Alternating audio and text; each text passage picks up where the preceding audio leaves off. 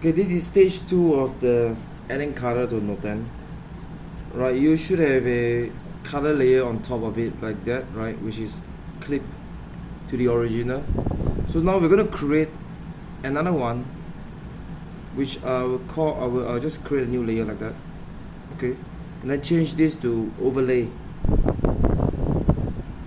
Okay, and this one here we're going to right click, create clipping mask once more. So you got two mask layers now. Right. So 2 color layers, and in this, right, you're going to use the existing colors, right, to add on even brighter or darker skin tone or whatever, and you realize that this one will help you to get the colors right. So how did you make those eyes realistic?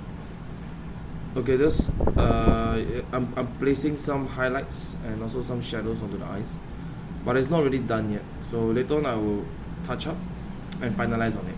So right now I just want to talk to you a bit, right, on using this overlay layer. First of all, right, overlay, right, acts almost like a glaze in traditional art.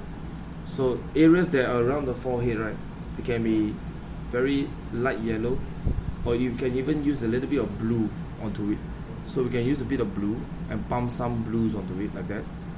And then on the mid zone of the face, right, we can add more reds onto it like this. Okay, this is the area where the blood flows, right? So under the eyes, around the eyes, the nose especially, you can add more reds onto it. Okay. The sides of the face as well, the cheekbone. Okay, and of course the lips, you can use whatever color you want to overlay it, you see.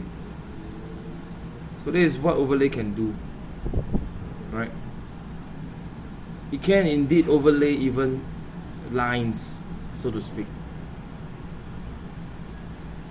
Okay, I'm going back to my red color right now and just pumping in this, like these zones of shadows, and also trying to increase the redness of the nose area like that. The ears, there's light on it.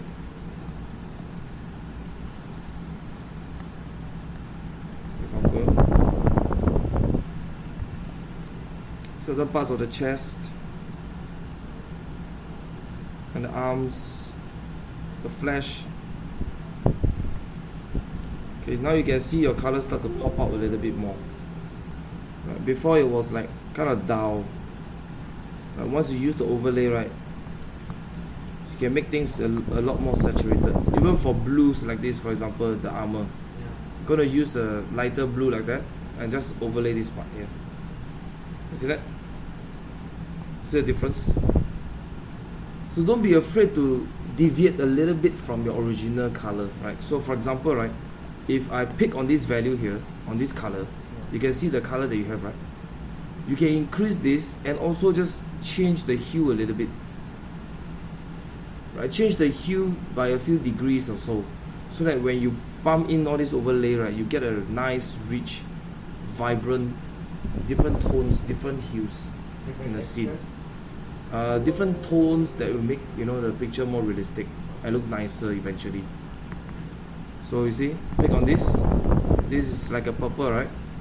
I choose a lighter blue and I just pump this in. You see that? And then I can choose this purple here, and then I just change the hue, right, from 292 to 309, for example, right? Change the brightness and the saturation a little bit and just pump in this, and you can see the difference it makes. So you're recording this? Yeah. Okay, so once more for the blue, I'm gonna pump in this. Okay.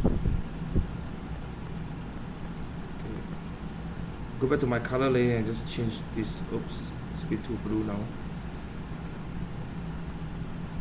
Alright. So 2 layers, one old color and another one overlay.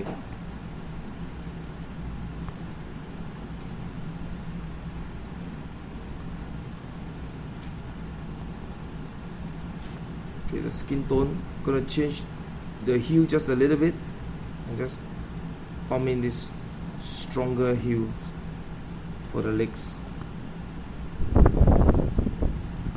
Same thing with this armor here. Pick the color,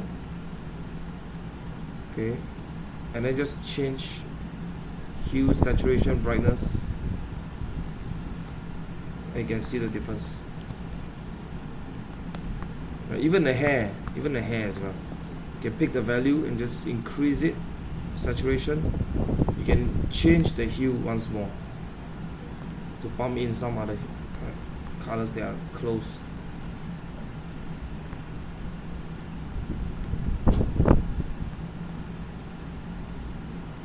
I'll make it more teal, like the blue closer to green than the blue on her body. So at least there's a difference, right? So you see, I'm pumping over this hair here. You can see the difference it makes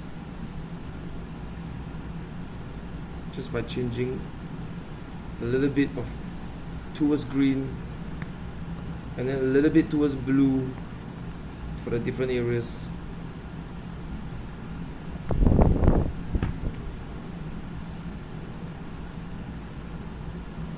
So if you choose a very low B, right, low brightness for your color, right, it will also make things darker. So be mindful of that.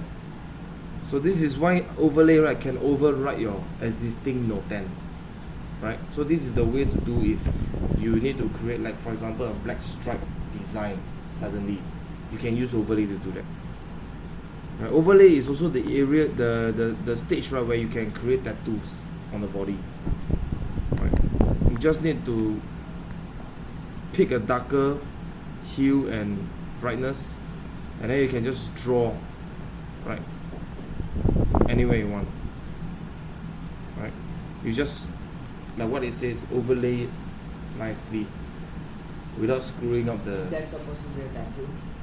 No, that's just supposed to be a sample of what you can do. So you see? See that? So it just overlays nicely across whatever color is there. Yeah. That looks interesting. Maybe I should have her face like that.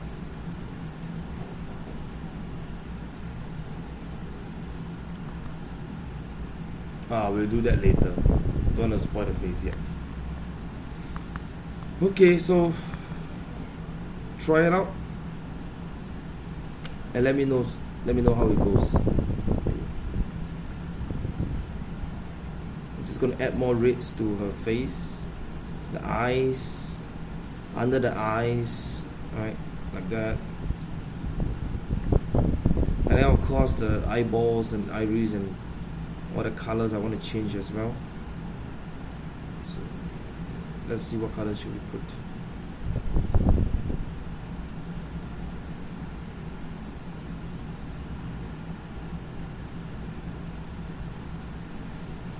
So still on the overlay layer.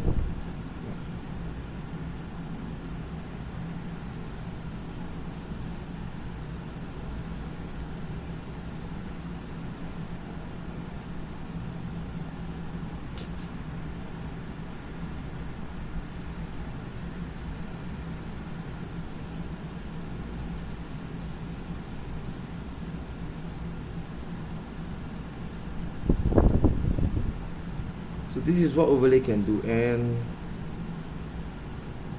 later when we go to stage 3, right, you will see how we can blend all of this into one. But you start to paint over every single piece as one layer.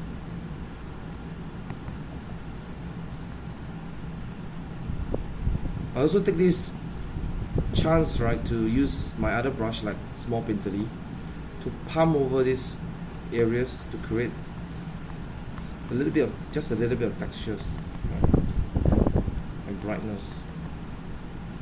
Sometimes you can even experiment using other colors on different objects. You see the the amazing variety of colors it adds to the whole spectrum. Right. That's how you make your colors, right, more and more realistic and appealing. Right. If not, you always be stuck to one piece of object, one color, one piece of object, one color. That's very, very manga, very so-called simple and very cartoony. Right. So real life, you see a lot of colors on different things all over. Okay.